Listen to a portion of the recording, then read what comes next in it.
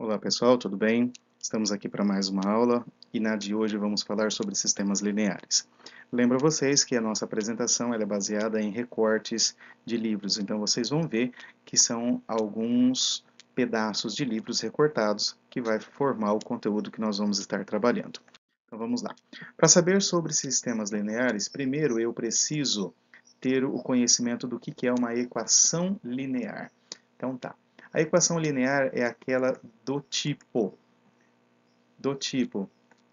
A1x1, A2x2, A3x3 e vai até aí afora. Tudo igual a um valor final, tá? Que nós vamos chamar de termo independente. Então tá aqui nós temos que os A's são os coeficientes, os X's são as incógnitas, que nem sempre serão somente X, tá? As incógnitas serão X, Y, Z, T, W e por aí afora. E o C é um termo independente, que normalmente é um número real. Quando o termo independente ele for nulo, tá? Então, o termo independente nulo ele tem uma característica especial, ou seja, o valor C é zero. Esta equação linear é considerada uma equação homogênea, tá? E esse termo é de grande importância. Vamos a um exemplo. Eu tenho aqui uma equação linear onde eu tenho os termos 2, que é um coeficiente da incógnita x. Eu tenho y, que é a segunda incógnita. Não aparece nada, então eu tenho que saber que o meu coeficiente aqui é 1. Eu tenho z, que é a minha terceira incógnita. E o coeficiente dela não tem nada, então é 1. E 4 é o meu termo independente. Tá? Como ele disse, se o termo independente for zero, tá? Neste caso aqui, ó, o termo independente é zero, esta equação linear é chamada de equação linear homogênea. Um sistema linear. Então, nós vamos chamar um sistema linear de N incógnitas, ou seja, são várias incógnitas, tá? Não é apenas uma. O conjunto de duas ou mais equações lineares. Beleza, do tipo, eu tenho aqui, veja lá, um exemplo. Num primeiro exemplo, exemplo A, eu tenho duas equações, né? Então está aqui dizendo, eu tenho uma primeira equação e eu tenho uma segunda equação. Tá? Essa primeira equação tem duas incógnitas, que é uma incógnita x e uma incógnita y. E na segunda equação eu tenho uma incógnita x e uma incógnita y. Para formar o sistema, é importante você deixar incógnita embaixo de incógnita. Neste primeiro sistema linear, ele é de duas equações e de duas incógnitas, onde x e y são as incógnitas, tá? Que são os valores que você está querendo descobrir, 7 e 1 são os termos independentes. Quando for o caso aqui na letra B, eu tenho três equações lineares, tá? A equação linear 1, a equação 2 e a equação 3, e eu tenho também três incógnitas, incógnita x, incógnita y e incógnita z. Isto é um sistema linear. Bom, de forma geral, nós podemos dizer que os sistemas lineares de m equações com n incógnitas também pode ser um sistema linear chamado de m por n. Aí ele é representado por um conjunto de todas as equações lineares. Aqui, como é de forma geral, é uma forma bem ampla de dizer como que é a forma geral de um sistema linear, onde o número de incógnitas não tem limites e o número de equações também não tem limites. Solução de um sistema linear. Uma solução de um sistema linear é o conjunto de valores que satisfazem ao mesmo tempo. Isso é importante, ao mesmo tempo, as equações, né? Ou seja, todas as equações. Porque de repente pode ser solução para uma equação e não ser para outra. Então, num sistema, isso não serve. Veja aqui num exemplo. Num exemplo, ele está dizendo que eu tenho um sistema linear de duas equações, e ele fala que os valores que satisfazem ou que fazem tornar isto verdade são os valores x valendo 2 e y valendo 1. Bom, esta notação de x, 2 e y pode ser representada como par ordenado, e isso nós já vimos anteriormente. Se é par ordenado, o primeiro número representa x e o segundo número representa y. Um sistema linear homogêneo. Como a gente já disse, sistema linear homogêneo obedece o mesmo pensamento da equação linear homogênea. Tá? Então, os termos independentes, eles são nulos. Em outras palavras, ele é zero. Tá aqui, eu tenho como exemplo um sistema linear onde os termos independentes são todos zeros. Para isso, nós vamos dizer que todo sistema linear homogêneo ele admite uma solução nula, horas. E isso é mais ou menos óbvio, porque todos os resultados das equações são zero. Esse tipo de solução é chamado de solução trivial. Então, quando um sistema linear ele for homogêneo, você sabe que zero para x, zero para y e zero para z é uma das soluções. Bom, é uma das. Por que é uma das? Porque no sistema linear homogêneo, você pode ter outras soluções além dessa trivial. Vamos ver aqui um exemplo. Dado um sistema, eu tenho um sistema aqui de duas equações e duas incógnitas, e eu quero que você verifique se cada um dos pares é a solução. Então, ele deu um par ordenado aqui, um par 3 e menos 15. Como nós falamos, no par ordenado, o primeiro número refere-se a x, o segundo número refere-se a y. E aí, então, vamos fazer o quê? Substituir nas equações. Substituindo 3 no lugar de x e 15 negativo no lugar de y, nós vemos que na primeira equação deu zero. Isto é uma verdade, que é o que está comprovado aqui em cima. Eu tenho, então, substituindo na segunda, eu vejo que o resultado dá 12, não dá 12, né? Dá um número, olha, diferente de 12. Então, ele não é a solução. Concluímos o que, então? Que este par ordenado, menos 3 e 15, não é a solução desse sistema. Aí a gente tenta outro.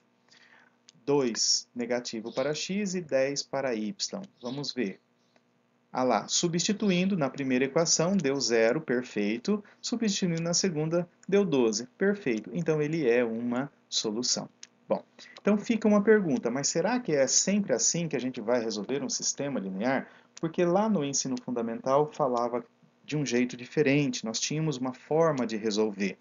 Sim, aqui eu faço uma parte dizendo que lá no ensino fundamental nós usávamos um método chamado método da adição para a resolução dos sistemas lineares de equação. Tá? Aquele método permanece. Tá? Nós estaremos apresentando aqui um novo método. Esse inicial é aquele onde você vai por tentativas e erros. Você tenta colocar quais valores que você quiser para x e quais valores você quiser para y e ver se isso dá certo. Tá? Se der certo, ótimo. Se não der, não tem problema. Só que é um método que não tem muita eficácia. Então vamos para um método um pouco melhor. Um dos métodos é chamado regra de Cramer. Tá? A regra de Cramer. O que essa regra de Cramer vai estar dizendo? Ela vai utilizar o conceito de determinante que nós já utilizamos. Tá? Então são dois métodos que nós vamos aprender além daquele que nós aprendemos no ensino fundamental, que é a regra de Cramer. E vai ter um outro que se chama escalonamento, que vamos ver mais adiante. Então, na regra de Cramer, inicialmente você vai ter o sistema linear, que está aqui demonstrado. Esse sistema linear, você vai estar pegando apenas os coeficientes, aqui ó, os coeficientes, tá? Coeficientes que nós estamos chamando aqui de A e B, das incógnitas x e y, e você vai montar uma matriz, tá? Matriz incompleta. Por que nós vamos chamar de matriz incompleta? Porque nós vamos pegar somente os coeficientes do primeiro membro. E o termo independente, que são aqui ó, C1 e C2, deixa ele guardadinho por enquanto. Vamos usá-lo depois. Então, fazendo aqui a matriz incompleta, o que você vai fazer? Você faz tirar o determinante desta matriz incompleta do sistema, que vai ser o que nós vamos chamar de D. Tá? Acha o determinante. Depois, você vai utilizar o termo independente. Onde tinha os coeficientes aqui, olha, que era o A1 e o A1 e A2, B1, B2, no A1 você substitui pelo termo independente. tá? Ali aqui, ó, se substitui pelos termos independentes e faz novamente o determinante. Como você substituiu o termo independente no lugar dos coeficientes de x, nós vamos chamá-lo de d de x. Repetimos o mesmo processo para y. Nós vamos ter então o d de y, que é os termos independentes no lugar dos coeficientes que eram da incógnita y. Beleza. De forma geral, análoga, tá? Ele vai estar dizendo uma série de coisas aqui, onde ele vai dizer que a matriz incompleta do sistema linear MM, assim como seu determinante e também o determinante DI é obtido através da troca dos coeficientes, ou seja, tudo aquilo que nós já fizemos ali atrás. Tá? O que vem de novo? Aqui, olha, a regra de Cramer pode ser aplicada para resolver sistemas MN, ou seja, qualquer tipo de sistema, porém, o determinante da matriz incompleta, que é chamado de D, ele não pode ser zero. Se ele for zero, já acabou a brincadeira e nós não podemos mais trabalhar com regra de Cramer. A solução do sistema, então, considerando que o determinante não é zero. Para x, você vai utilizar o determinante de x dividido pelo determinante da matriz incompleta. Para a segunda incógnita, que vamos pensar que vai ser y, eu vou usar o determinante de y dividido pelo determinante da matriz incompleta. A terceira incógnita, se for um z, nós vamos pegar o determinante de z, dividir pelo determinante e vai por aí afora todas as incógnitas que tiver. Vejamos um exemplo. Eu tenho aqui um sistema linear com duas equações, tá? Uma primeira equação e uma segunda equação. Os termos independentes estão aqui, né, já em cor diferente, né, 7 e 1. Primeiro, vamos fazer o determinante da matriz incompleta. Notem que foi utilizado apenas os coeficientes. X, o coeficiente era 2, nós utilizamos o coeficiente 2. Y, o coeficiente era 3, nós utilizamos 3. Isso da primeira equação. Na segunda equação eu tinha o coeficiente 1, permanece o 1. Eu tinha o menos 1, eu vou permanecer o menos 1. Faço o determinante desta matriz incompleta e eu vou encontrar o valor menos 5. Ótimo, fiz. Lembrando que determinante a gente já sabe como fazer. Aí vem o cálculo.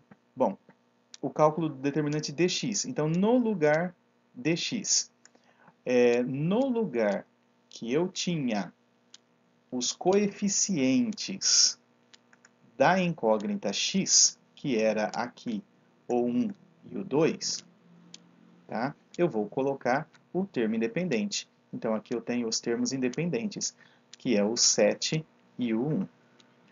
Resolvo isto, né, através do determinante, e eu encontro que o valor é menos 10. Tá, eu vou um pouquinho para frente, depois eu volto.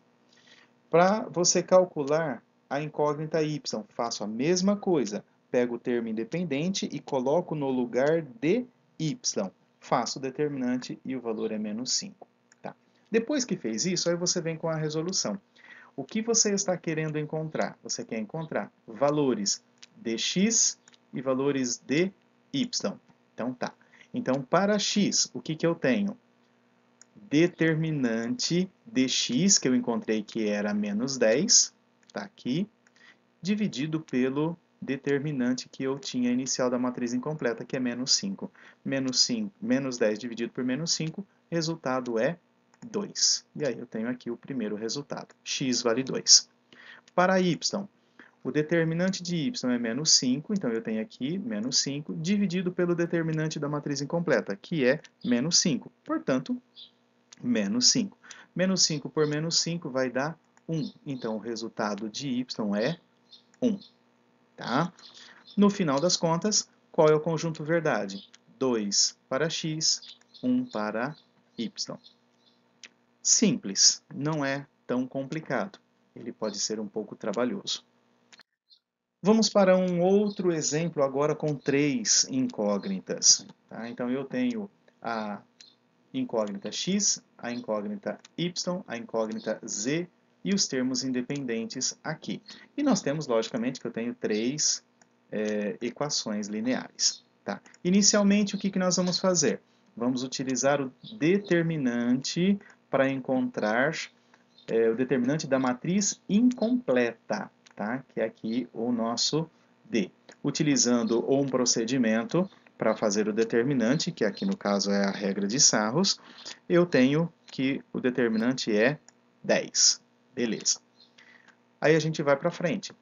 Substitui os termos independentes que estavam aqui, ó, a última coluna, né? No caso a quarta coluna, substituo no lugar de x, no lugar dos coeficientes de x. Faço o determinante e eu descubro que ele vale 10 também. Vou para y.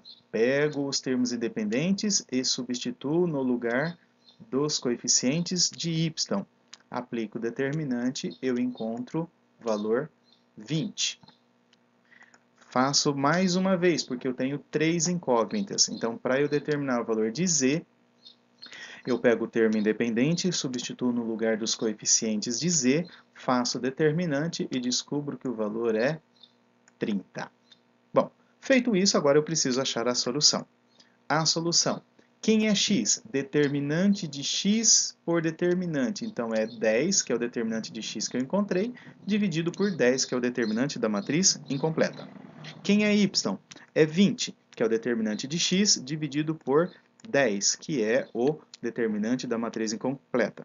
Quem vai ser z? Vai ser 30, que é o determinante de z, dividido por 10, que é o determinante da matriz incompleta. Neste sentido, eu tenho que x vale 1, que y vale 2 e que z vale 3. Classificação de um sistema linear. Os nossos sistemas lineares eles são classificados em três classes. Porém, serve como fundamentação teórica. Tá? Essa classificação, não necessariamente que a gente tenha muitos tipos, muitas formas de desenvolver exercício. Para o nosso estudo, vamos apenas tomar conhecimento de como eles podem ser classificados. E eles são classificados sendo um sistema possível e determinado de você resolvê-lo, possível e indeterminado de você resolver, ou simplesmente impossível. Tá? Nesse sentido, então, volto a dizer que a classificação é referente às suas soluções. Vamos lá. Um sistema ele vai ser possível e determinado, chamado de SPD. Ele tem uma única solução. Então, você vai trabalhar com o sistema, vai desenvolver o sistema, vai fazer o determinante da matriz incompleta, ele vai ser diferente de zero, vai resolver todos os outros determinantes e vai ter uma única solução. O sistema ele vai ser chamado de possível e indeterminado, que vai ser chamado pela sigla SPI, ou seja, ele tem infinitas soluções. Este é o caso de um sistema quando a matriz incompleta é igual a zero. Então, você tem que o determinante da matriz incompleta é igual a zero e você vai encontrar várias outras soluções. Então, é possível de encontrar a solução, porém é indeterminada quais são estas soluções. E o terceiro é o sistema impossível, que é o SI, que é aquele que ele não tem nenhuma solução. Tá? Neste caso, é impossível o determinante D da matriz incompleta, ele é igual a zero, E os DI não nulo, pelo menos 1. Ou seja, vão haver algumas soluções, porém outras não vão, ele vai se tornar impossível de chegar a um resultado final. A última forma é o escalonamento de um sistema. Como que eu vou escalonar? Bom, o escalonamento de um sistema, então, é aquele onde você vai no sentido de cima para baixo. Houver um aumento dos coeficientes nulos, ou seja, a primeira equação, se for de duas incógnitas, nós temos duas incógnitas, normal. Na segunda equação, ele vai ter apenas uma incógnita. Se for um sistema de três equações, a primeira vai ser três incógnitas, a segunda duas e a terceira uma, e assim por diante. Vamos dar uma olhada. Aqui, olha, é o que fala neste exemplo. Você tem um sistema 1. Nesse sistema 1, o que eu tenho? Eu tenho três incógnitas, x, y, z. Eu tenho três equações, primeira, segunda e terceira. Mas o que acontece? Na primeira equação você tem as três incógnitas. Na segunda, você só tem duas, porque a primeira incógnita foi zerada. Na terceira, a primeira incógnita foi zerada e a segunda incógnita foi também zerada. Então, você tem um aumento dos coeficientes nulos. Tá? Quando você tem um segundo sistema aqui, eu tenho uma, duas, três, quatro incógnitas. Eu vou fazer a mesma forma e eu vou ter uma crescente de incógnitas nulas. Tá? Aqui nós chegamos até esta, né, a primeira, a segunda incógnita, mas eu poderia chegar até a terceira e por aí afora. Bom, para escalonar um sistema, nós podemos utilizar umas seguintes etapas. Então vamos ver quais são as etapas. Primeiro, colocar como primeira equação aquela que tem 1 como coeficiente da primeira equação, da primeira incógnita. Tá? Em outras palavras, a equação que tiver menor coeficiente na primeira incógnita. Bom, e aí se esta equação estiver lá embaixo como terceira, você puxa ela para cima sem problema nenhum. Nas demais equações, obter zero no coeficiente da primeira equação. Em outras palavras, você vai fazer sistemas para ir anulando a primeira incógnita e repetindo várias vezes. Num exemplo vai ficar muito mais prático. Dá uma olhada. Eu tenho aqui um exemplo. Eu tenho um sistema com três incógnitas e três equações. Ó, primeira equação, segunda equação, terceira equação. Incógnita x, incógnita y, incógnita z. O que eu faço primeiro? Primeiramente, vamos deixar como equação a que tiver menor coeficiente absoluto. Lembra que menor coeficiente não precisa necessariamente ser positivo ou negativo. Menor valor absoluto, tá? Independentemente de sinal. Na primeira incógnita, que no caso nosso vai ser exatamente a primeira, porque o x é menos 1. Entendendo como valor absoluto, é 1. As outras duas é 2, então ela é a menor. Depois o que você faz? Você vai resolver o sistema formado pela primeira e segunda equações. A primeira equação, que é a que você já determinou, a segunda equação, que é a seguinte. E aí então vai ficar mais ou menos assim.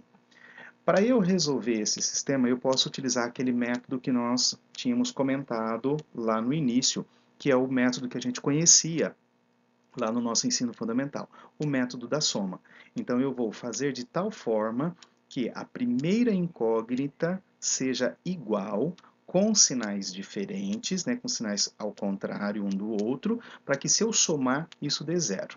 Tá? Então, para isso, eu vou multiplicar a primeira por 2. E o que aconteceu? Então, eu tenho aqui ó, menos 2x mais 2y menos 4z igual a 18. E na segunda, o 2x mais y mais z, que é igual a 6.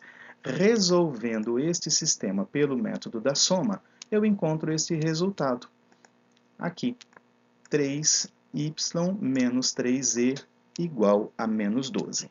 Vejam que 3, 3 e 12, tudo pode ser divisível por 3. Então, eu posso dividir tudo por 3 e obter, então, como resultado, a minha outra equação, que essa equação é equivalente. Tá? Bom, eu coloquei aqui a identificação de 1, porque para dizer que este é o primeiro resultado. Agora, eu vou fazer o seguinte, eu vou fazer um sistema e resolver o sistema que ele é formado pela primeira equação e pela terceira equação. Vamos lá. A primeira equação eu já conheço, a terceira equação está aqui. Eu preciso, de novo, fazer com que a primeira incógnita desapareça. Então, eu vou multiplicar por menos 2. E aí eu tenho aqui. Resolvendo o sistema, eu vou encontrar a minha segunda equação. Tá? Por isso que eu coloquei primeira e segunda equação. E depois disso, agora eu vou fazer mais um sistema. Esse sistema vai ser formado pelo resultado que eu tenho da primeira com a segunda, que no caso é esta daqui, né? Primeira, e com a segunda. E vamos ver o que dá. Pronto. Só que para eu fazer com que a primeira incógnita, que agora vai ser a incógnita y, desapareça, eu preciso multiplicar por 4. Então, multiplicando por 4, eu vou ter esse sistema. Resolvendo, eu encontro z igual a 3. Bom, a bem da verdade, ainda não resolvi o sistema inteiro, eu estou fazendo o escalonamento. O primeiro passo é estar fazendo com que a primeira incógnita vá se tornando zero, depois a segunda incógnita vá se tornando zero. Tá, encontrei então o valor de z igual a 3. O que vem agora? O escalonamento propriamente dito. Então eu vou colocar a primeira equação, que é a que eu tinha, com todos os valores, a segunda equação. Na segunda equação aqui tem um porém. Eu preciso colocar qual o resultado de uma daquelas duas. Mas qual eu vou colocar? Neste caso, eu coloquei aquele primeiro. Porém, não necessariamente. Nós vamos ter que observar o coeficiente aqui de y. Este coeficiente é que é importante. O que for menor, o menor coeficiente. E observe, menor coeficiente para y ou para z. Ou seja, em outras palavras, estes dois coeficientes aqui, tá, da segunda equação, eles precisam ser os menores, tá? Menor do que o da segunda. E a terceira equação, obviamente, que é o resultado final. Bom, feito isso, eu venho para a resolução. Eu já tenho que o z vale 3, então eu vou substituir z na minha equação anterior, aqui, na segunda. No lugar de z eu ponho 3 e resolvo. O resultado vai gerar y, e eu vou colocar na primeira e resolvo, da seguinte forma. A última equação, z igual a 3, substituindo na segunda, eu vou encontrar y igual a menos 1. Se o y é menos 1 e o z é 3, eu substituo na terceira, eu encontro que o x vale 2. Pronto, já tenho os valores do meu sistema. Neste caso, o sistema tem soluções 2, menos 1 e 3. E ele é classificado, que nós não vamos estar aprofundando nisso, mas ele é classificado como um sistema possível e determinado. Por quê? Só existe esta resolução. Tá? Acredito que este seja um método simples, porém ele demanda de vários passos. E como ele demanda de vários passos, pode se tornar um pouquinho trabalhoso. Façamos assim com bastante cuidado, que ele é facilmente entendido. Tá? Bom, se você conseguiu chegar até aqui e me suportar falando até aqui, não deixa de dar aquele likezinho, que isso favorece a gente. Tá bom? Obrigado, bons estudos.